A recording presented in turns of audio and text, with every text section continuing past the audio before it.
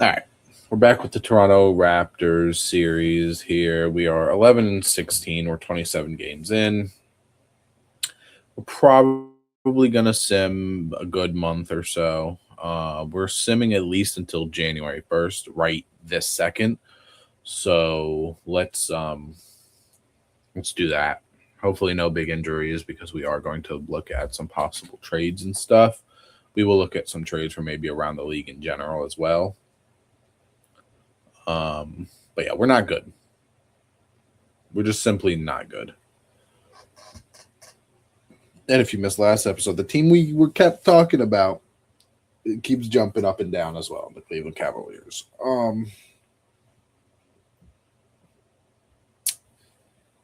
Yeah, I don't. Let's see what things are looking like. All right. So this team is technically contending. I did take off the untouchable because it kind of ruins that part. Although I believe I just saw that he was hurt. He's day to day. So let's kind of get him back to being not day to day. So we can do this. There we go. So Donovan Mitchell again. We're looking for some more scoring because a lot is kind of on Brandon Ingram's plate. His points have dropped. Barnes has jumped. Quickly's jumped. Murray is good. What's Poole doing? He's now down to 13, but this is something that we were looking at.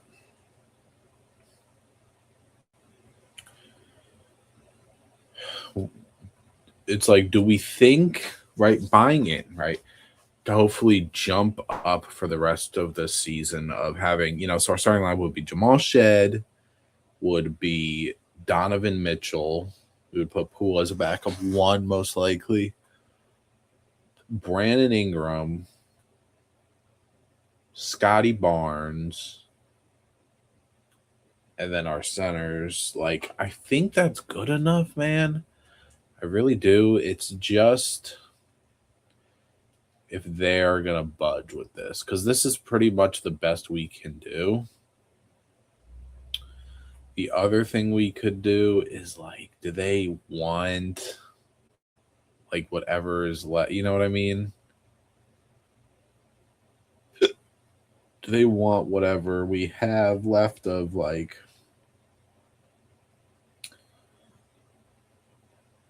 I don't know if I'm willing to give up Mobo as well. They don't want it. Another option that we have though is if I do that same package, right, with Boom and Boom. It might have been 3 first rounders. So there are things here, but if I go 3 first rounders, there's this, right?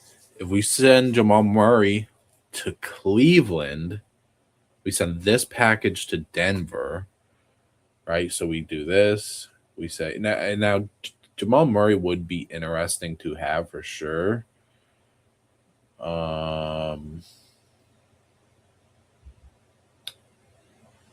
His defense in game isn't horrible. 82 driving dunk. This might be a thing that we do if we can't get our hands on Mitchell, who again I is better. You guys go there and then this. So like this. The Nuggets are good. You asked me to give away a valuable asset. We are aware. But sometimes if you just do like a little bit of this, a little bit of that, sometimes they let it work. Sometimes they don't. Can we give? So what if we take him and you guys take? No. What? What are the Nuggets looking like? The Nuggets are a team that's been struggling too. They're not good. They're just simply not good. Um, maybe the thing of Murray is like he's a great player, but he's on a big old contract. He's on a big old contract, right? we're already stuck in the gutter with contracts, really. Like they would do the reason they would do Moody and Quickly is because Quickly is a guy that can I think he's averaging 17 points per game. Not necessarily Jamal Murray's 25. Jesus. But you get Moses Moody off the bench as well, and you get a little cheaper. It's about the same length though. This team's not great anyways. It says they're buying where you wouldn't be helping them buy necessarily. Because like he's still not eligible. So we'll resign. Jamal Shed. Oh yeah, we're resigning that for sure. Pool we can do just to do a minimum for 2 years, I guess. Tracy is fine. Mobo. So if Mobo's refusing to resign, maybe we're okay with putting him in that a trade like that. You know what I mean? Maybe we pivot from a Donovan Mitchell and we go to Jamal Murray. We bring Jamal Murray to home technically, we would also get Champagny in the door with that deal as well. Now that is Justin.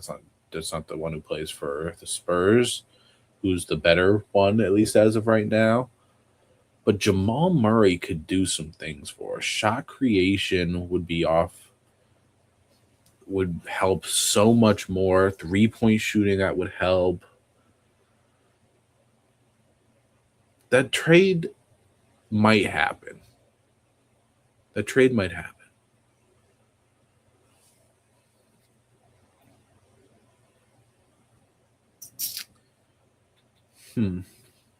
don't think it's crazy unrealistic because honestly, the Nuggets are going to have to make a decision like that relatively soon on whether they're buying in with Jamal Murray and Jokic or Jamal Murray is going to have to be a casualty. They want Randall and Barrett. I would have given you RJ Barrett, brother. I kind of want. Ooh. Devin Vassell isn't going to have. His numbers aren't going to look as great. How long is that contract, though? It's relatively big, right? It's not. It's not the worst thing in the world. This team, they're rebuilding. Okay, so that's good to know. They want RJ. Why does everybody want RJ Barrett? This team needs a point guard. This team needs help. This team is going to probably go after CJ, honestly. But yeah, let's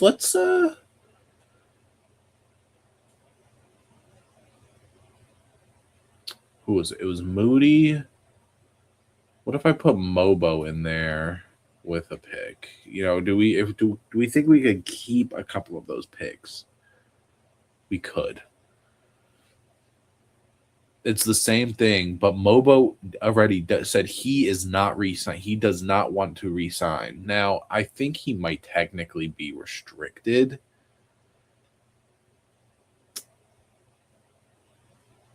He can't shoot. Again, his driving dunk is good. His close shot's good. Speed with ball, again, is really good, we know. The consistency is not there. The defense isn't there. The rebounding is better than position average. But we also have Josh Minott. And we're going to get Justin Champagny in the door, who's, a 75 3-point shot. Oof. Yuck. But we had kind of perimeter defense is better. Block is okay. Rebounding is about the same. From Pittsburgh, he's kind of small, so he'll probably be a 3 for us. 8-5 on 38% from 3. Welcome home, Jamal Murray. Welcome home.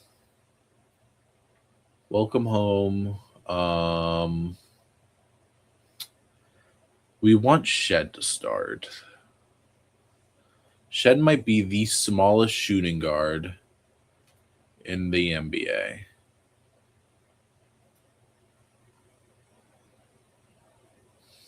Whatever. And then we'll make Poole a backup 1. So Cole Anthony's not going to be the one that plays. Jamal Shed will start for us. Brandon Ingram. We make Champagnie a backup 3. So let's do that. Where's he at? Champagnie a backup 3. So now we're going to, when healthy, we've got Murray, Poole, Shed, and Walter. Walter will probably go back to being a bench guy for us just because we don't necessarily need his offense as much anymore. Because we have Jamal Murray, a guy who can average 25 points per game. And he's been hurt for a long time too. Even though he's got a long wingspan though. But Jamal Shed, I don't know why I'm having difficulties with like, do I just put Jamal Shed at the 1 instead and leave? I probably am actually going to do that just so he is the one who's going to be guarding the ball handlers. So let's say we've got that. So it'll be Shed, Murray, Ingram, Shed and Poole, Murray and Walter, Ingram, Champagnie, Barnes and Minot, and then, Eves, Missy, and Colin Murray Boyles. I think that's good, man. I think that's really good. I think that's a trade that's going to help us out a lot. The 3-point volume, it goes up. Defense, I mean, you start Jamal Shed now. I like it. I really do like it. I think that is probably the best trade we could have done when you say look at the fact that Donovan Mitchell was untouchable and everything. But yeah, let's go look at some other teams now. So we talked about this. They're going to get off of a 35-year-old CJ McCollum who's been okay off the bench. But it's a 3-year deal for not a ton of money. You're going to take Kyle Anderson for the last year, and then you can wipe your hands free. You get a couple seconds as well, since it's a much better player than what Kyle Anderson is. But that is the first trade where we will make. Honestly, do we just make Ant the 1 at this point? Probably should, but we're going to make CJ the 1. So now they've got CJ McCollum and, whenever DJ comes back, DiVincenzo comes back. They could use some more help still, of course, because this is terrible. I mean, this is terrible. They have zero depth. Anthony Edwards, 39 minutes a game. He doesn't have a choice. So that's trade 1. All right, the next thing is the Bulls are literally the worst team in the league. They are selling. They're going to sell Anthony Simons to the Golden State Warriors for a top 10 protected pick and another young guy. They got Jimmy. The Warriors are the 6th seed. Obviously, they've got Jakob Poeltl, who 9 and 8, a block and a half, not bad actually for what the Warriors kind of need. So this will be the next trade that you guys will see. All right, trade number 3 is going to be Miles Turner, Asa Newell, AJ Green, and 2 first-round picks, the 2027 swap worst between Milwaukee and New Orleans. 2 teams that aren't that great, so that no matter what, it's not the swap best, sure, but the swap worst is still probably a top 18, top 15 pick. And a 2030 unprotected. Jaws averaging 24 and 7. I honestly might include this swap. I might include this top 10 protected in 2029 because that lines up with Ja. That line.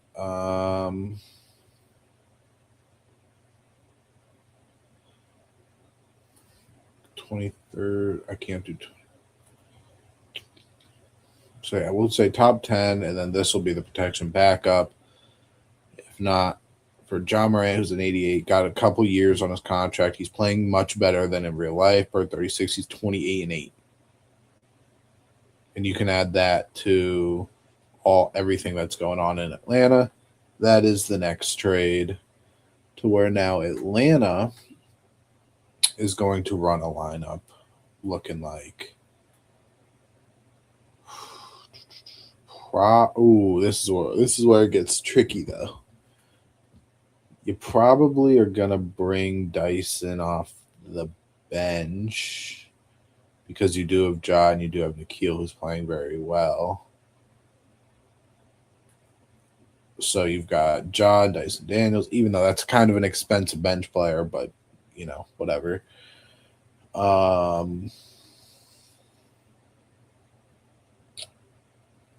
Yeah. You don't technically have a backup 4, but we'll make these guys can be bad. These guys can be 4s too, so we'll make that. We'll make Risa Shea a backup 4 as well because he's bigger. So yeah, they look very good now. To the point where Marvin Bagley is getting 30 minutes a game. Don't know if I agree with that. Maybe wasn't the best fit, but it was a trade that for a team that was trying to get better, they needed to get better. They got better. They're competing in the East. So that is what that trade's going to look like. All right, and here's the last trade where the Pistons will get Kobe White to be another guard for them because they need it. Baylor Shireman, who's a guy that had no room and wasn't even on a real contract for the Clippers, goes over to the Timberwolves, and the Timberwolves give up a couple of their younger rookies to a team that needs to get younger and isn't really that good. And Kobe White just also wasn't needed as much as you would think, so they get Paul Reed, an unprotected 2027 pick for that. All right. So that's good for them. We go to I don't even remember who we just did that with. The Pistons. Cade is out for right now, but so is Jenkins. Damn. They might honestly still put him there. Let's see.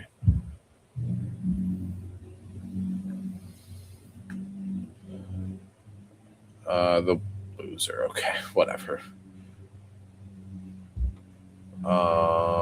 And then for Minnesota, team again that we knew and had their issues, we're gonna make him a 3, and that boom. So now they look a little better. They got C.J. Edwards, McDaniel, Randall, Gobert, I guess Gobert's off the bench with Baylor Shireman.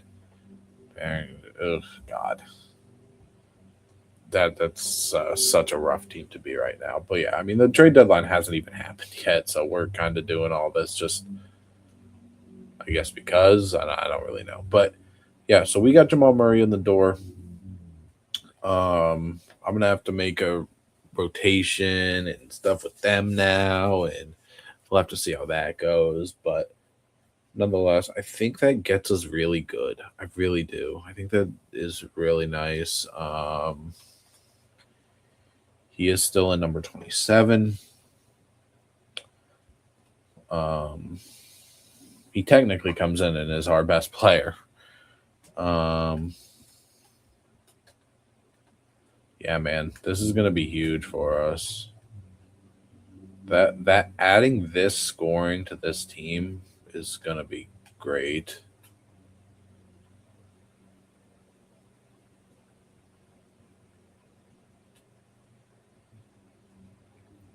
$90 midi, 93. We gave up a bunch of picks. We gave up, some young guys, Jonathan Mobo, and guys that can be real players.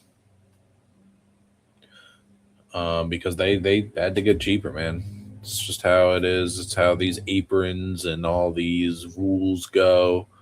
Jamal Murray is gonna really help us out, man. He's really gonna help us out as a 2. He's gonna play the 2 because we're gonna start Shed with him. A relatively small backcourt, but when you look at what Shed does, Jamal Murray is a little not stocky by any means, but he's a tall 6'4", I'd say. And then you have that alongside the two big wings of Ingram and Scotty. And then, our center, Eves and Murray Boyles. I think this is, I don't think we could have got any better, honestly. Again, speaking when how Donovan Mitchell wasn't really up for grabs. And I don't think what we gave up is too unrealistic either. Quickly, Moody, Mobo, 2 first-round picks for a guy that's on a very big contract that really is probably going to screw our money up. And we will have to